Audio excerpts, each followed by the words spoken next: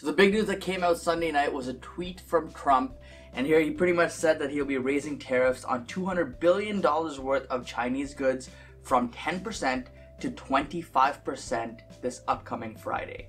And because of this tweet, China is now considering canceling trade talks altogether with the United States. This essentially means that trade talks between the US and China have essentially halted, and this could mean very bad news for stocks. Now the question is this going to lead us to a crash or a bear market?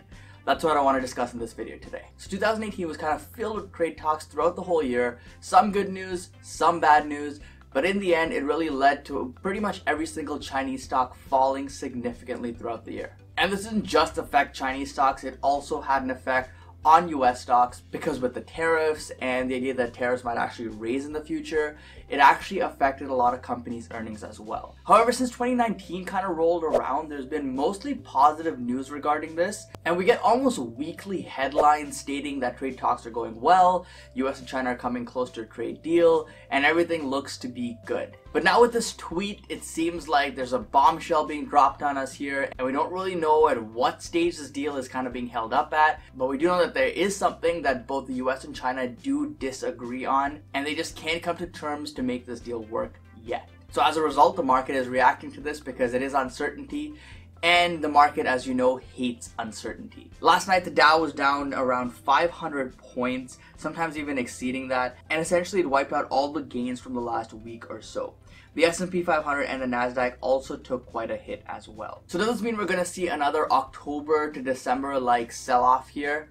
In my opinion, the answer is no. Now remember, this is just my opinion, so take it however you want. It's not financial advice, but I actually think there's a few reasons why we're not going to see a sell-off as steep or as drastic as we did at the end of 2018. I do believe that even though there is some sort of uncertainty right now, that in the end we will come to some sort of trade agreement deal between the US and China. Now let's put things into a perspective here. So looking at the December lows of around 21,700, the Dow climbed up to 26,700, which is about 5,000 points in a span of just 4 months.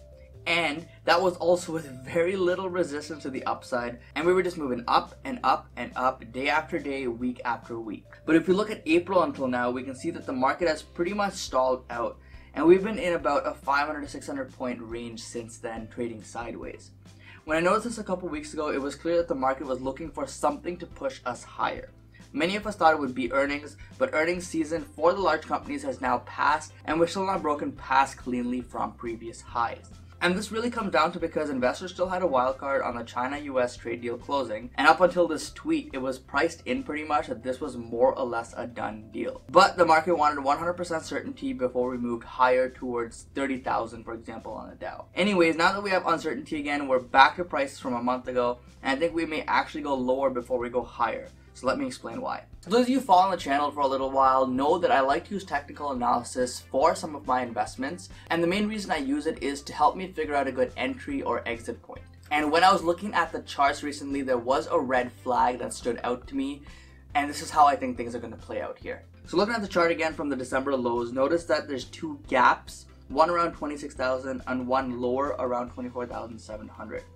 Now if there's one thing that stocks like to do, it is to fill gaps, especially when there's weakness or selling in the markets. Also coming out on a larger scale, notice back when we broke above the 200 moving average on the daily chart here, we gapped up and we never came back down to test this level. Now you gotta remember, in general, if you follow technicals and you watch charts, stocks or indexes in this case, love to come back to test key levels of support and resistance like the 200-day moving average after it has broken it. And I think, in my personal opinion here, that we may be gearing up for this test right now, coupled with the two gaps that would ideally want to be filled as well. And guys, if this does happen, in my opinion, it will be a very healthy move for the market. Many investors and traders, whether you like it or not, pay attention to these things. And when we have these kind of weak spots kind of ironed out in the market, where there's no gaps, we've tested all the key support and resistance levels, all that kind of stuff, you typically have a stronger market which is ready to move higher. So what I think will happen at a minimum is that we pull back to around the 26,000 level first, and depending on if the trade talks get better or not,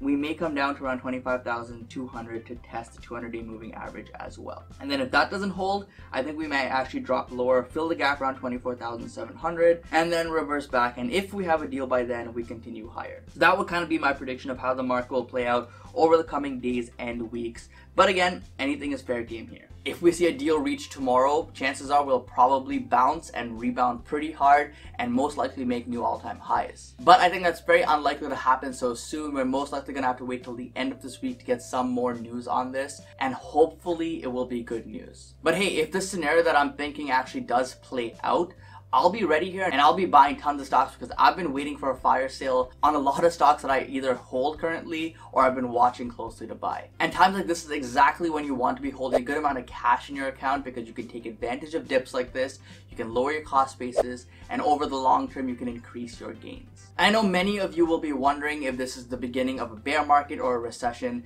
and in my opinion, the answer is no. Like I said, in my opinion, I do think that the two countries will reach a deal even if it takes longer than expected. And a lot of the fears from late 2018, which were pointing towards a possible beginning of a recession, isn't really an issue anymore. And these are things like the Fed raising interest rates, unemployment rising, or the yield curve inverting. All three of these things aren't really a factor here in 2019. And as a result, I'm personally remaining bullish here on the stock market. But I would love to hear what you guys think and if you would be buying more stocks here on this dip that we're having. Do you think that we're going to enter a bear market? Do you think that we're going to come to a trade resolution? I would love to hear your thoughts in the comment section down below. Guys, I hope this video puts some perspective into what's been going on. Hope this gives you some sort of insight as to what could happen in the coming weeks or months. So position yourself accordingly, and if you want to see how I'll be playing this when I buy stocks and all that kind of stuff, check out my VIP group, which is linked in the description down below.